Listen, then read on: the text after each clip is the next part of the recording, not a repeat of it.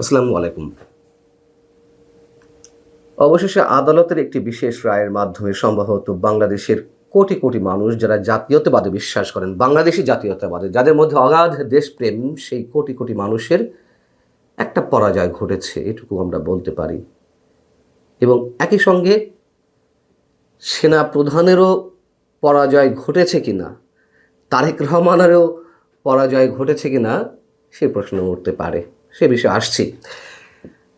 এই কারণেই বলছি যে চট্টগ্রাম বন্দরের new mooring container terminal NCT পরিচালনার জন্য বিদেশি কোম্পানির সঙ্গে বন্দর কর্তৃপক্ষের একটি চুক্তি প্রক্রিয়া চলছিল। সেই চুক্তি প্রক্রিয়ার বিরুদ্ধে দায়ের করা একটি রিট খারিজ করে দিয়েছে হাইকোর্ট। আমাদের অনেকেরই ধারণা ছিল সম্ভবত রিটের পক্ষেই রায়টি আসবে, যে অন্তর্বর্তী সরকার এটি করতে পারে না। যাই হোক, রিটটি খারিজ করে দেওয়া হয়েছে।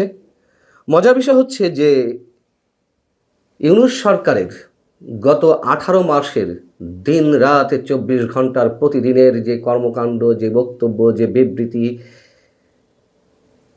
তাতে করে এ ধারণা তো এস্টাবলিশড হয়েছে তাদের দাবি অনুযায়ী ফ্যাসিস্ট আওয়ামী লীগ সরকারের সব কিছু অবৈধ। আওয়ামী লীগ সরকার যা করেছে, যা বলেছে, সব অবৈধ। ইতিহাসের যে প্রকৃত অংশটুকু রয়েছে আমাদের, সেটিও পাল্টে দেওয়ার চেষ্টা করা হয়েছে।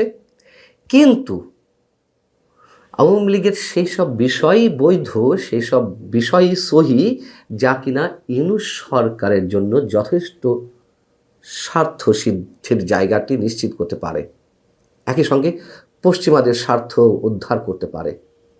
যেমন নিউ মুরিং কন্টেইনার টার্মিনালের কথা বলছিলাম। বিষয়টি হচ্ছে যে নিউ মুরিং কন্টেইনার টার্মিনাল পরিচালনার জন্য 2019 সালের 17 ফেব্রুয়ারি সংযুক্ত আরব আমিরাতের অন্যতম বহুজাতিক একটি প্রতিষ্ঠান ডিপি ওয়ার্ল্ডের সঙ্গে সরকারি বেসরকারি অংশীদারিত্বের ভিত্তিতে, অর্থাৎ পিপিপির ভিত্তিতে বা আওতায় একটি সমঝোতা স্মারক হয়। কিন্তু খেয়াল করুন, এই সমঝোতা স্মারকটি হয়েছিল 2019 সালের 17 ফেব্রুয়ারি। শেষমেশ কিন্তু আওয়ামী লীগ চূড়ান্ত চুক্তিটি করেনি। আরও 5 বছর, আরও তো 5 বছর ক্ষমতায় ছিল, 24-এর 5 আগস্ট পর্যন্ত। তো ইচ্ছা করলে তো করতে পারতো চুক্তি কার্যকর, করেনি তো। সেটি টার্গেট চুক্তি কার্যকর করা, এবার এরকম আরও অনেক কিছু করার টার্গেট ইউনূস সরকারের। এর মধ্যে গত নভেম্বরে আমরা জানি যে চট্টগ্রামের লালদিয়া কন্টেইনার টার্মিনাল 30 বছরের জন্য পরিচালনার দায়িত্ব দেওয়া হয়েছে আরেকটি বিদেশি কোম্পানিকে, ডেনমার্ক ভিত্তিক প্রতিষ্ঠান এপিএম টার্মিনালসকে। ঢাকার অদূরে পানগাঁও অভ্যন্তরীণ কন্টেইনার টার্মিনালও সুইজারল্যান্ড ভিত্তিক প্রতিষ্ঠান মেডলককে দেওয়া হয়েছে। বিষয়টি হচ্ছে যে এই যে ডিপি ওয়ার্ল্ডের সাথে একটি চুক্তি প্রক্রিয়া চলছিল চট্টগ্রাম বন্দর কর্তৃপক্ষের, যখন পানগাঁও অভ্যন্তরীণ টার্মিনাল এবং নিউ মুরিং কন্টেইনার টার্মিনাল এই দুটি সবার বিরোধিতা সত্ত্বেও তাদের সাথে চুক্তি করে ফেলা হলো, তখন একটা আশঙ্কার জায়গা থেকে নিউ মুরিং কন্টেইনার টার্মিনাল নিয়ে যাতে ডিপি ওয়ার্ল্ডের সাথে চূড়ান্ত কোনো চুক্তি না করা হয়, সেজন্য একটি রিট দায়ের করা হয় হাইকোর্টে। রিটটি করেছিলেন যুব অর্থনীতি সমিতির যুব অর্থনীতিবিদ ফোরামের সভাপতি, এবং সেটি একবার বিভক্তি রায় আসে। হাইকোর্টের বিচারপতি ফাতেমা নাজিব এবং বিচারপতি ফাতেমা আনোয়ারের সমন্বয়ে গঠিত একটি হাইকোর্টের বেঞ্চ, এই দুই বিচারপতির মধ্যে সিনিয়র যিনি ফাতেমা নজিব, তিনি রিটের পক্ষে রায় দিয়েছিলেন, আর রিটের বিপক্ষে রায় দিয়েছিলেন বিচারপতি ফাতেমা আনোয়ার। তখন এটি প্রধান বিচারপতি একক একটি বেঞ্চে পাঠান। সেই বেঞ্চই বৃহস্পতিবার রায় দিল যে চট্টগ্রামের নিউ মেরিন কন্টেনার টার্মিনাল নিয়ে সরকারের যে উদ্যোগ, যে চুক্তি প্রক্রিয়া, সেটি বৈধ। আমি শুরুতে বলছিলাম যে সেনাপ্রধানেরও পরাজয় ঘটেছে, সেই প্রশ্ন উঠবে কিনা। তারেক রহমানেরও পরাজয় ঘটেছে, সেই প্রশ্ন উঠবে কিনা। এ কারণেই বলছি, করিডোর নিয়ে তো নানান ধরনের তৎপরতা এই সরকারে দেখলাম। সরকারের নিরাপত্তা উপদেষ্টা মিস্টার খলিলুর রহমানের যে দৌড়ঝাঁপ, সেটিও আমরা সবাই জানি। এই যে করিডোর, এই যে বন্দর, এসব ইস্যুতে 2024-এর 21শে মে অফিসার্স অ্যাড্রেসে আমাদের সেনাপ্রধান জেনারেল ওয়াকারুজ্জামান স্পষ্ট বলেছিলেন, নো ব্লাডি করিডোর। তিনি এইভাবে উচ্চারণ করেছিলেন এবং একই সঙ্গে বলেছিলেন যে চট্টগ্রাম বন্দর নিয়ে সিদ্ধান্ত নেওয়ার এখতিয়ার, এবং একই সঙ্গে মানবিক করিডোর নামে যে করিডোর দেওয়ার কথা বলা হচ্ছে, সেইগুলোর বিষয়ে সিদ্ধান্ত নেওয়ার এখতিয়ার বর্তমান সরকারের নেই। বর্তমান সার্বিক পরিস্থিতিতে দেশ ও জনগণের কোনো রকম ক্ষতি হোক, এমন কোনো কাজ সেনাবাহিনী করবে না, কাউকে করতে দিবে না। তিনি আরও বলেছিলেন, একটু মনে করিয়ে দিই আপনাদেরকে, 5 আগস্টের পর থেকে আজ পর্যন্ত দেশের সার্বিক পরিস্থিতি স্থিতিশীল রাখতে সেনাবাহিনীর অক্লান্ত ও নিঃস্বার্থ ভূমিকা সত্ত্বেও বিভিন্ন মহল থেকে সেনাবাহিনী ও সেনাপ্রধানকে টার্গেট করা হচ্ছে, যা হতাশাজনক।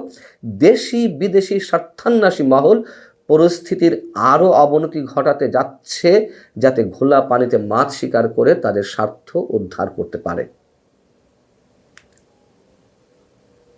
এবং তারেক রহমানও স্পষ্ট উচ্চারণ করেছিলেন, তার ফেসবুক পেজে স্ট্যাটাস দিয়েছিলেন, বিএনপির যে সমাবেশগুলো বা সভাগুলো সেখানেও স্পষ্ট উচ্চারণ করেছিলেন, অনির্বাচিত অন্তর্বর্তী সরকারের বন্দর কিংবা এলডিসি থেকে উত্তরণের মতো বিষয়ে সিদ্ধান্ত নেওয়ার এখতিয়ার নেই।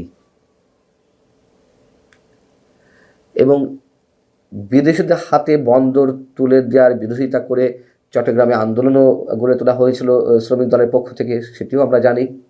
এবং একটা পর্যায়ে এসে আমাদের ধারণা ছিল যে ইউনূস সরকার সম্ভবত পিছু হটছে, করিডোর দিতে পারেনি, বন্দরগুলোর বিষয়ে কোনো সিদ্ধান্ত দেবে না। কিন্তু আমরা দেখলাম 2টি বন্দরের বিষয়ে চুক্তি করে ফেললো, এবং নিউ মেরিন কন্টেনার টার্মিনালের বিষয়েও এখন তাদের কোনো ধরনের কোনো চুক্তি করতে আর কোনো বাধা রইল না। যদিও রিটের আবেদনকারী আইনজীবী হাইকোর্টের কাছে আবেদন করেছে যে নির্বাচন না হওয়া পর্যন্ত এটি স্থগিত রাখা হোক।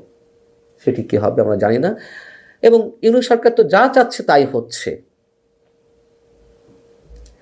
চুক্তি নিয়ে আপত্তিগুলো কী ছিল, কেন করা যাবে না, অনেকের মধ্যেই প্রশ্নটা উঠতে পারে। আমি খুব সংক্ষেপে 2-3টা বিষয় বলি, অনেক আলোচনা আছে এই নিয়ে।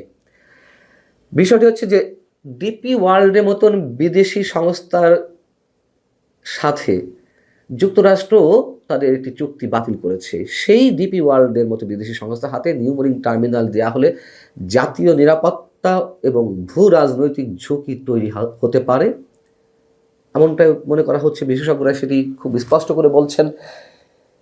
এবং সবচেয়ে বড় যে বিষয়টি, যে নির্বাচনে আছে মাত্র 15 দিনেরও কম সময়, তার আগে এত বড় সিদ্ধান্ত নেওয়া হবে কেন? যে সরকার আসছে কয়েক মাসের জন্য, সেই সরকার 30 বছর চুক্তি করে ফেললো লালদিয়া কন্টেনার টার্মিনাল নিয়ে। এটি এই নিউ মেরিন কন্টেনার টার্মিনাল, এটি নিয়েও নিশ্চয়ই এই ধরনের চুক্তি করবে।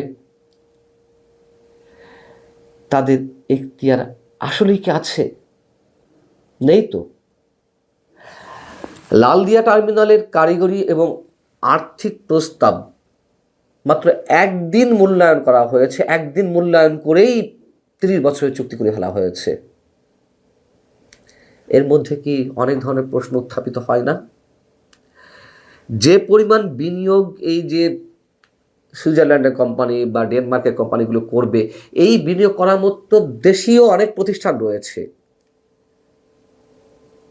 যেমন চট্টগ্রামের এই যে এনসিটি যে টার্মিনালটি, সেটি তো এতদিন আমাদের সাইফ পাওয়ারটেক করে আসছিল পরিচালনা। এবং এটি যদি আধুনিকায়ন করতে হয়, সেটির জন্য বিনিয়োগ করতে অনেক কোম্পানি রয়েছে। কেন কেন বিদেশি কোম্পানির সঙ্গেই করতে হবে? এবং বিদেশি কোম্পানিগুলো বিনিয়োগ করলে কি হবে? এই কন্টেনারগুলোতে যে পরিমাণ মাসুল পাওয়া যেত তা আমাদের দেশেই থেকে যেত, এখন একটি অংশ এই বিদেশি কোম্পানিগুলো নিয়ে যাবে এবং বিদেশি কোম্পানিকে ইজারা দেওয়ায় যে ধরনের মানে চুক্তির যে ক্লজগুলো, এগুলো এতটাই দুর্বল যে পরবর্তীতে এইগুলো নিয়ে আন্তর্জাতিক আদালতে যাওয়ার কোনো এখতিয়ার থাকবে না বাংলাদেশের। অথচ এই যে ক্ষণিকের জন্য যে সরকার তারা যা ইচ্ছে তাই করছে, আমরা জানি না তারা ক্ষণিকের জন্য এসেছে নাকি তাদের মেয়াদ আরও দীর্ঘ থেকে দীর্ঘতর হবে, আমরা জানি না।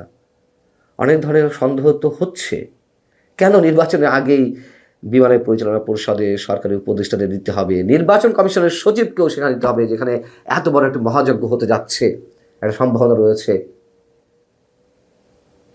আরও তো কত কি, মন্ত্রীদের জন্য 9,000 স্কোয়ার ফিটের ফ্ল্যাট করা হবে, মিরসরাইয়ে অস্ত্র কারখানা করা হবে, যেখানে বাংলাদেশ অর্ডিন্যান্স ফ্যাক্টরি রয়েছে, সেনাবাহিনীর সমরাস্ত্র কারখানা রয়েছে। সেইগুলোতে কাঁচামাল এলেই, কাঁচামালের নিশ্চয়তা পেলেই যেই অস্ত্র বা যেই গোলা বারুদ উৎপাদনের কথা বলা হচ্ছে মিরসরাইয়ে, সেগুলো তো আমাদের সশস্ত্র বাহিনীর সমরাস্ত্র কারখানাতেই এগুলো উৎপাদন করা সম্ভব। তারপরেও সব বিদেশি বিনিয়োগ লাগবে, সব বিদেশি কোম্পানিকে ডেকে নিয়ে আসতে হবে, সরকারি উপদেষ্টা পদে কিংবা বিশেষ সহকারীদের পদে সেই বিদেশিদের নিয়ে আসতে হবে, অন্যান্য বিশেষ প্রতিষ্ঠানে বিদেশিদের নিয়োগ দিতে হবে। ইতিহাস কাউকে ক্ষমা করে না, এটি আমরা সবসময় ভুলে যাই। ভালো থাকুন সবাই, আল্লাহ হাফেজ।